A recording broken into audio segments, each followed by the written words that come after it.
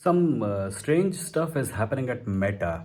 In India, we have this term called Godi media, where a mainstream media outlet or a television channel or a newspaper, usually a Hindi newspaper, but English newspapers also have started doing this, has bent over backwards to accommodate the needs of whoever is in power, which means that a politician or a minister or a political party with a certain agenda asks them to treat certain topics as things that should not be spread and certain topics are to be spread, and they bend over backwards to accommodate this.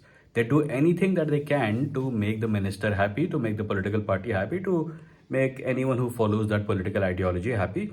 They don't care about anything other than the fact that their profit margins are probably going to get affected by the fact that those who are in power are unfriendly towards them and they will not get government ads or some such shit.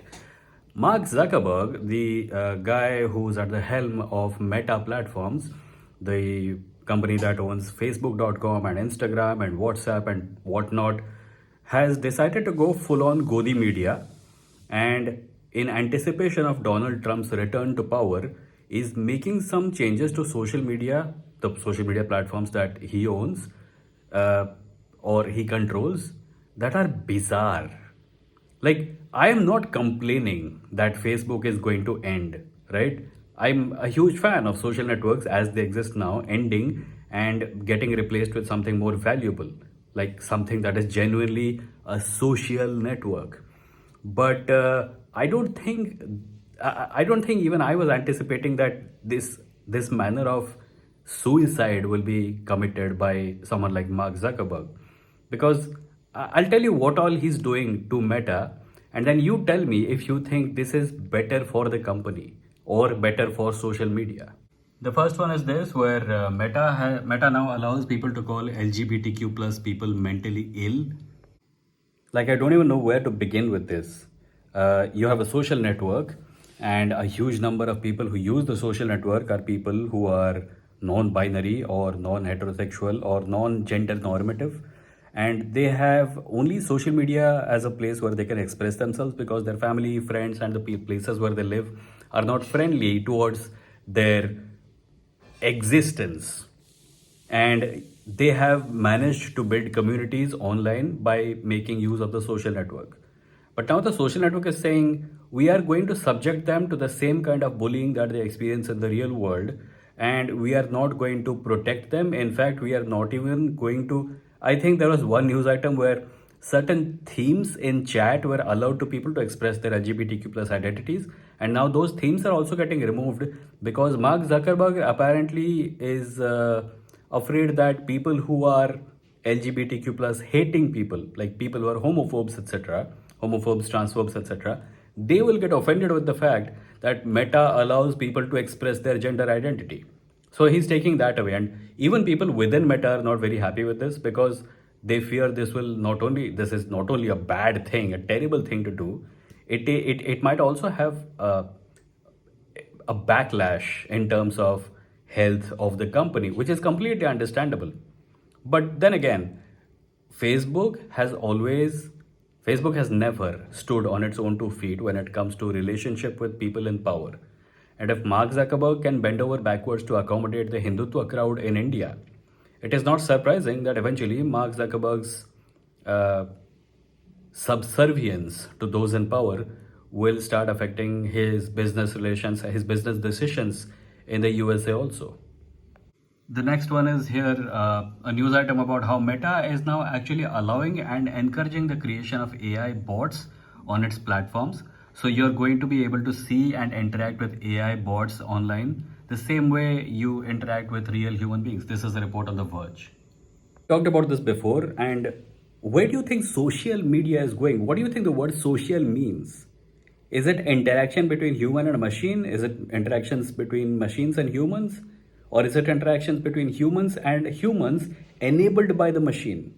Because I may be old fashioned, I may be from an era where people used to think that social means people talking to each other.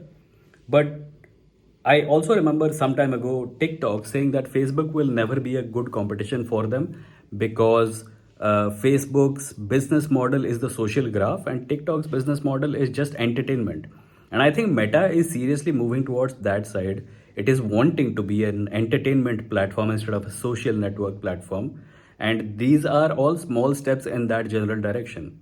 These are things that are going to take Facebook closer to being a TikTok, where people open up their phone, they open up a meta platform, and they find entertainment. As it is, we are already talking about the death of the follower. If you don't know what that means, you can look up a talk by Patreon CEO Jack Conte called The Death of the Follower. And he was talking about how in the middle, for some years, in the early 2010s, the follow became a big thing. Twitter had it, Facebook had it, YouTube had the subscribe button. So basically, if you like someone's content, you can follow them so that whatever they put out, you get. And this became, as Jack Conte calls it, a fundamental internet architecture where people are able to follow the people whose content that they like, whose work they like. Now, if you log on to the homepage of any social network platform, including YouTube, by the way, the things that get recommended to you are not they're not things that you signed up for. That they're not things that you told YouTube to show you. They're things that YouTube's algorithm has decided you would like. And this is TV. You remember TV, right? You turned on the TV and you had to watch whatever was on it. You had no say in it. The reason the internet was different, the reason that we thought the internet was a revolution, is because the internet was a place where you decided what you're going to watch and you could interact with the screen and the screen would give you what you wanted. And that is no longer the case. And this decision by Meta is simply kind of taking us in that direction all over again. We are going to open up our screens and Meta is going to decide what we see and who we see. And increasingly, it is not even going to be who you see, it is going to be what you see. It's going to be fake human beings with code as their soul saying things that they want you to think a human has said. It's bizarre. Mark Zuckerberg apparently does not want Facebook or his other platforms to be for human beings anymore.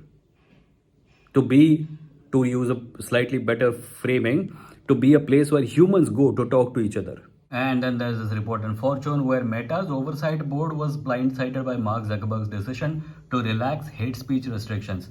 Because, yeah, that is also something that happened. Mark Zuckerberg has relaxed hate speech restrictions on his platforms, whereby earlier you used to, at least there was a possibility, I never see this happen, but there was a possibility that you might get penalized for using hate speech on Meta's platforms, but now that is not going to happen. They're going to allow more hate speech. Now, I'm from India, and in my experience, Facebook or Instagram's record in dealing with hate speech and hate symbols, etc., is not good. Practically 100% of the time, when you report hate speech, they tell you they did not find that it violates their community guidelines. I don't know what level of intelligent folk are behind enforcing these community guidelines, but you can find all manner of hate speech going completely free on Facebook and Meta. And a few years ago, there was even news that people who were sympathetic to a certain Indian political party had made their way into Facebook and were actually reducing the reach of Facebook pages that were critical of the government and not taking action against hateful conduct by pages which were favorable towards the ruling party. And this is common knowledge. This has been in the news and a lot has been written about it. But apparently now even the token level of commitment to hate speech that Facebook had once upon a time is going to be done away with. And Mark Zuckerberg's platforms are going to not take action against hate speech. And clearly, this is going to affect people in multiple countries and people dealing with multiple manners of hate speech. It is going to affect people in India, of course. There is casteism, there is discrimination against people from the Northeast, there is North-South discrimination, there is a whole lot of other stuff also.